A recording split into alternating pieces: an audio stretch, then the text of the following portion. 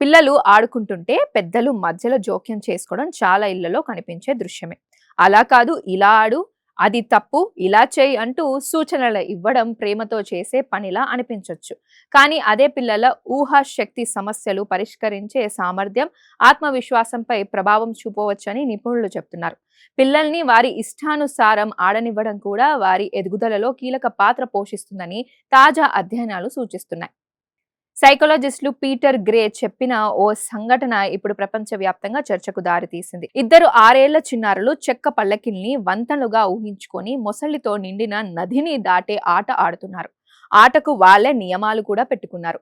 సమస్యలు ఎదురైతే వాళ్లే పరిష్కరించుకున్నారు. అంతలో ఓ పెద్దాయన వచ్చి ఆ పల్లకిల్ని ఎలా ఉపయోగించాలో చెప్పడంతో ఊహాజనిత ఆట అక్కడితో ఆగిపోయింది. కొద్ది నిమిషాల్లోనే పిల్లలు ఆసక్తి కోల్పోయారు. గతంతో పోలిస్తే ఇప్పుడు పిల్లల జీవితంలో స్వేచ్ఛగా ఆడుకునే సమయం తగ్గిపోయింది.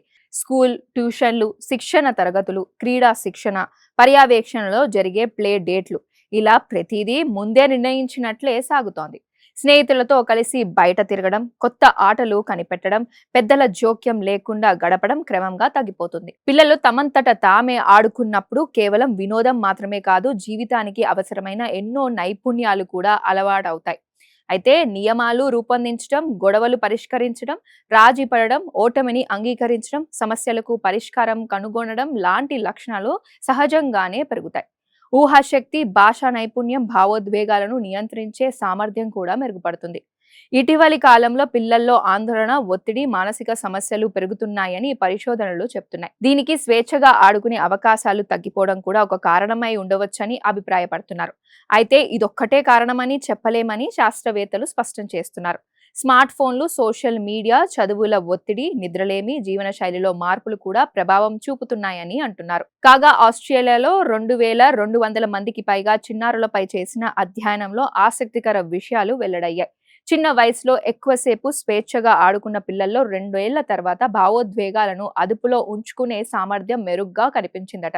ఇదే లక్షణం భవిష్యత్తు చదువు, సంబంధాలు, మానసిక ఆరోగ్యానికి కీలకమని పరిశోధకులు చెప్తున్నారు. పిల్లలు తప్పు చేస్తున్నారేమో, పడిపోతారేమో, గొడవ పడతారేమోనన్న ఆందోళనతో తల్లిదండ్రులు వెంటనే జోక్యం చేసుకుంటారు. కానీ ప్రతి చిన్న సమస్యను పెద్దలే పరిష్కరిస్తే పిల్లలకు నేర్చుకునే అవకాశమే దక్కదు. చిన్న చిన్న విభేదాలు, విఫల ప్రయత్నాలు, స్వల్ప ప్రమాదాలు కూడా వారికి జీవిత పాఠాలే. అందుకే అవసరం లేని చోట జోక్యం తగ్గిస్తే పిల్లలు మరింత ఆత్మవిశ్వాసంతో ఎదుగుతారని నిపుణులు సూచిస్తున్నారు. సాక్షి టీవీ ప్రసారాలను నిలిపివేయటం చట్టరీత్యా నేరం. సాక్షి టీవీ ప్రసారాల కోసం మీ స్థానిక కేబుల్ ఆపరేటర్ను వెంటనే సంప్రదించండి. DTHలో, ఇంటర్నెట్లో కూడా సాక్షి టీవీ ప్రసారాలను వీక్షించవచ్చు.